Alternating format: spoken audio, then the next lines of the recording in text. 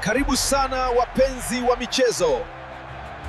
Wakati wowote kuanzia leo, Simba itamtangaza kocha mpya wa kigeni atakayekuja kuchukua mikoba ya Dimitar Pantev aliyeachana na klabu hiyo kwa makubaliano ya pande hizo mbili, huku akiachiwa msala wa kufanya usajili dirisha dogo baada ya kukisoma kikosi kilivyo. Simba imekuwa ikisimamiwa na Seleman Matola anayekaimu ukocha mkuu kwa sasa tangu aondoke Pantev, aliyetambulishwa kama meneja wa klabu hiyo na kudumu klabuni hapo kwa siku 61 tu, akipigiwa kelele na mashabiki na wapenzi wa Msimbazi, hasa baada ya kuishuhudia Simba ikilala mabao 2-0 mbele ya Azam FC.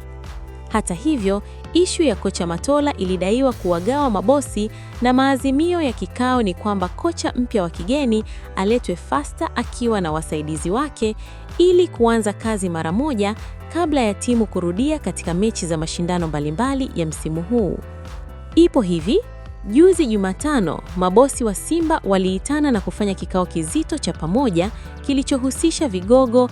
Lengo kubwa ni kujadili mchakato wa kocha wa kumrithi Pantev sambamba na kuunda benchi zima la ufundi ambalo awali lilikuwa likiongozwa na Bulgaria huyo aliyeondoka na Matola, mbali na mikakati mingine ya kuimarisha kikosi hicho ili kurudi katika mstari ulionyooka. Simba ilivurugana baada ya kupokea vipigo viwili mfululizo vya mechi za awali za makundi ya Ligi ya Mabingwa Afrika dhidi ya Petro Atletico ya Angola na Stade Malien ya Mali, na kumtendeshea kibarua Pantev na kuiacha timu kwa Matola aliyeiongoza katika mechi 2 za ligi kuu, ikiwamo ya Mbeya City iliyowafunga mabao 3-0 kisha kupoteza kwa Azam FC kwa mabao 2-0. Mwanaspoti linafahamu kikao cha bodi ya wakurugenzi ya Simba kimebariki ujio wa kocha mpya wa kigeni na kubadilisha benchi hilo, lakini Matola bado ataendelea kuwepo. Mabosi wa Simba wameshindwa kukubaliana na wazo ya kutaka kumwachia jumla Matola benchi hilo la ufundi kwa kuamini haitakuwa na afya njema kwa kikosi hicho kwa sasa, na kwamba kocha mpya watakaomalizana watamtangaza muda wowote kuanzia sasa.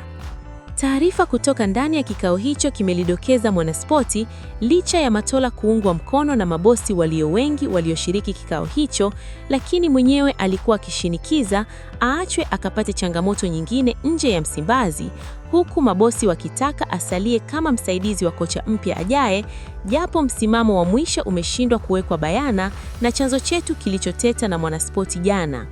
Imedaiwa bodi hiyo imetaka uongozi wa Simba kuharakisha mchakato wa kocha mpya ili awahi kuanza maandalizi ya timu kabla ya mechi za mashindano kuendelea mapema mwakani. Simba ipo kundi C la Ligi ya Mabingwa Afrika ikishika mkia bila pointi kwa sasa, nyuma ya Esperance ya Tunisia yenye pointi 2, huku Petro Atletico na Stade Malien zikiongoza kwa kila moja kuwa na pointi 4, ila zikitofautiana mabao ya kufunga na kufungwa, lakini ikikabiliwa na mechi za ligi kuu na kombe la shirikisho FA linalotarajiwa kuanza mechi za awali hivi karibuni. Tumekubaliana tutafute kocha mpya, kwani timu yetu ilipofika ni lazima tutafute kocha mwenye uwezo mkubwa kuliko huyu kocha aliyepita, kilisema chanzo hicho cha kuaminika kutoka Simba. Mchakato huu sio kuanza tu, bodi imeagiza utimie haraka. Unajua, matokeo tuliyoyapata hapa kati yamewaumiza wengi, na tunataka apatikane kocha atakayebadilisha hili na awe wa maana kweli, sio kama huyu aliyepita ambaye tunadhani uchaguzi wake ulifanyika kwa kutopima mambo mengi, kilisema chanzo hicho, na kuongeza, kwa ishu ya Matola tuiache kwanza, ila ni kwamba kikao kimegundua tatizo la Simba wala sio Matola. Kuna mambo mengi yaliyochangia timu kufika hapo tulipo, kilisema chanzo hicho. Miongoni mwa makocha wanaopewa nafasi kubwa ya kupewa shavu ni Msauzi Steve Becker na Antonio Cassano wa Hispania. Msala wa usajili. Kikao hicho kilikubaliana pia hatua ya usajili isubiri ujio wa kocha mpya kuangalia ubora wa wachezaji, kisha atashauri nini kifanyike. Usajili utasubiri kocha mpya afike, tumsikie ushauri wake kulingana na wachezaji atakaowaona. Ndiyo maana pia tumeagiza aje mapema awaangalie wachezaji alionao, ili ukifika wakati wa usajili, kama atahitaji watu tutajadiliana naye.